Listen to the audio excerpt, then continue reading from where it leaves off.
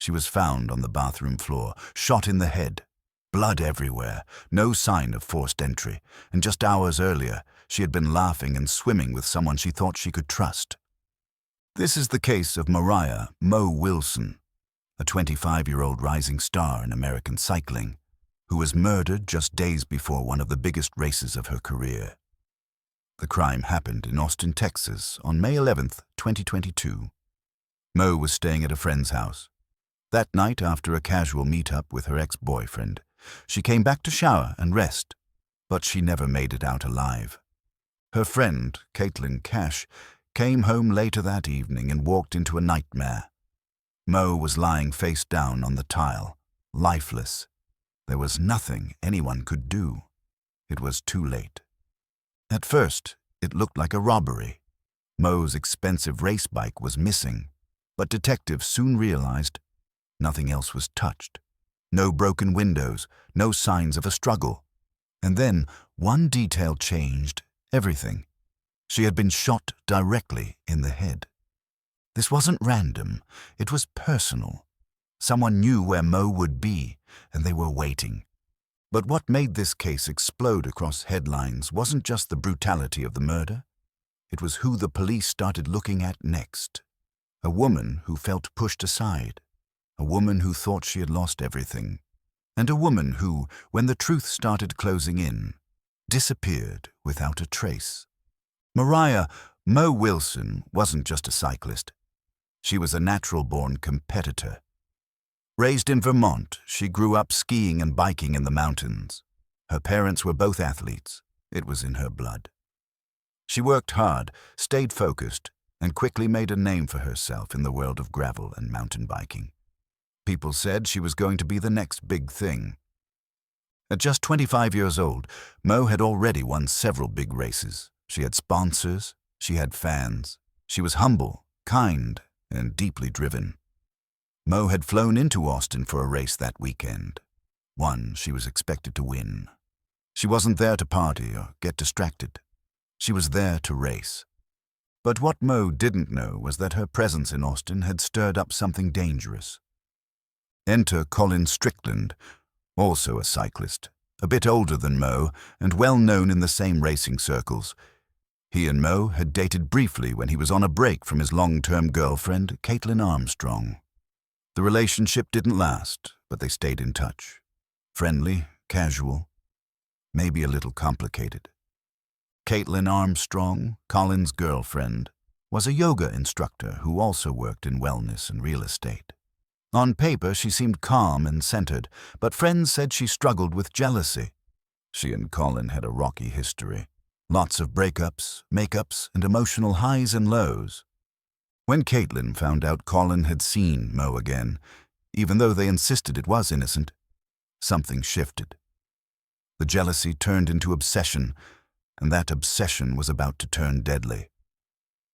On May 11, 2022, everything seemed normal. Mo had plans with Colin that day. He picked her up, and they went swimming at a local pool. Something they'd done before. Nothing romantic happened, according to Colin. They just talked and cooled off after a long day. Around 8:30 p.m., he dropped Mo off at the home where she was staying, Caitlin Cash's place. Mo showered, relaxed, and texted a few friends. She was likely getting ready for bed. She had a big race ahead of her. Sometime after that, someone entered the house. There was no forced entry, no loud noises, no struggle. Mo was shot. Once in the head, once in the chest. The bullets entered cleanly. Fast. Whoever did it knew exactly where to aim. She died on the spot. A few hours later, Caitlin returned home from dinner. She opened the door and called out, but there was no answer. Then she walked into the bathroom and saw her friend lying in blood. She called 911, panicked and sobbing. Police arrived quickly. They found signs of gunshot wounds and a pool of blood, but what really caught their attention was what wasn't there. Mo's high-end race bike, worth over $10,000, was missing. That seemed suspicious. Maybe it was a burglary. But if it was, Why didn't the thief take anything else? Why would they only take a bike, but leave behind her phone, wallet, and other valuables? And why were the gunshots so precise? This wasn't a robbery. It was something personal, and the killer had a plan. The moment police stepped into the crime scene, they knew something wasn't right. The house was calm, untouched, no signs of chaos. But on the bathroom floor, they found cerebrospinal fluid leaking near Mo's head. That detail alone told them the shots were fatal and deliberate. Officers began asking questions. The first lead came from Caitlin Cash, who told them Mo had been with Colin Strickland earlier that day. When they brought Colin in for questioning, he confirmed it. They went swimming, then he dropped her off. Colin insisted it was a platonic hangout, but when detectives dug a little deeper, they found a red flag. Colin had changed Mo's name in his phone to hide their texts from his girlfriend, Caitlin Armstrong.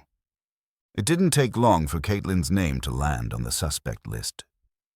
Soon, surveillance cameras from the neighborhood revealed something chilling, a black Jeep circling the area near the time of the murder.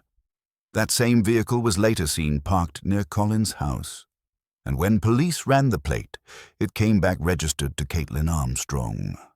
The turning point came when officers recovered the missing bike. It had been dumped in the woods, not stolen, not sold, just discarded, almost like someone wanted to create a false lead. Detectives also collected bullet casings from the scene. The caliber matched a 9mm handgun, the same type of weapon registered to Caitlin. With surveillance footage, ballistic evidence, and motive all pointing in her direction, officers moved in to arrest Caitlin. But by the time they got there, she was gone.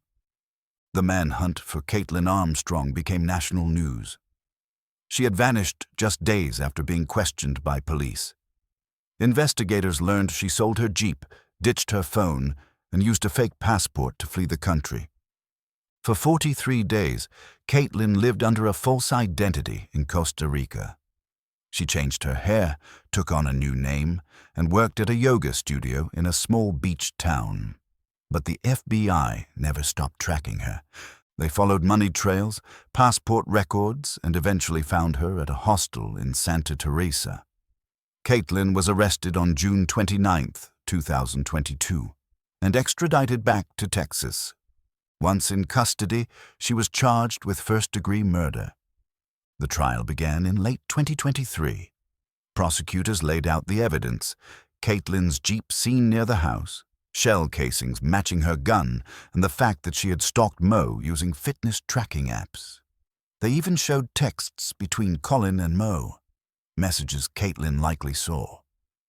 Caitlin's defense team argued the case was built on assumptions. They tried to raise doubts, but the facts were too strong. Caitlin didn't testify. She showed little emotion during the trial.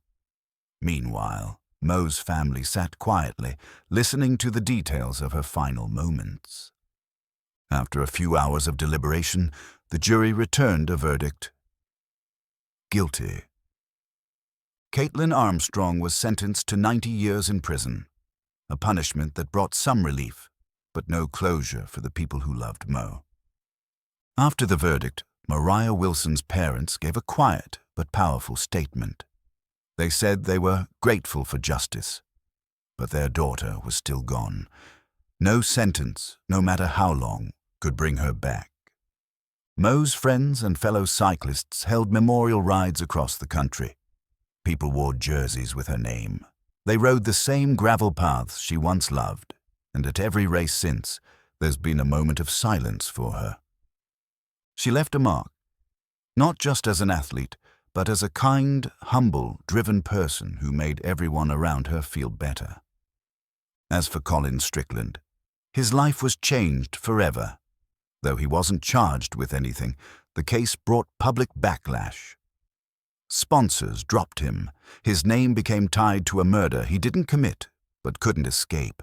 He retreated from public life and hasn't returned to the sport in any major way since.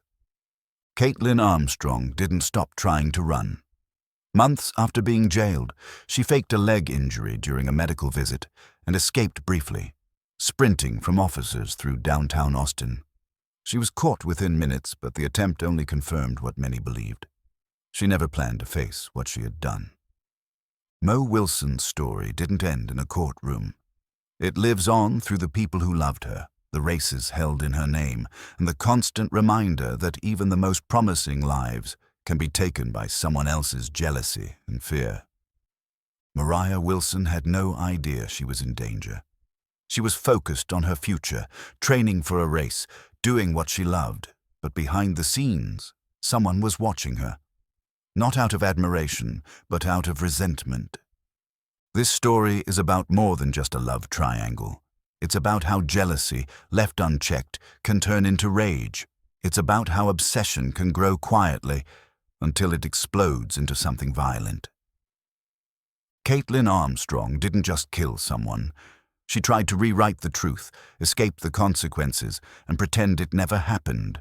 But justice caught up to her, and in the end, the world saw who Mo really was. Not just a cyclist, but a friend, a daughter, a bright young woman with her whole life ahead of her. What happened to Mo reminds us that violence doesn't always come from strangers.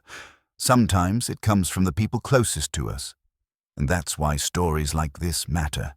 Not for the shock, but for the warning signs, the red flags, the lessons that might protect someone else. Rest in peace, Mother. Your race was cut short, but your story won't be forgotten.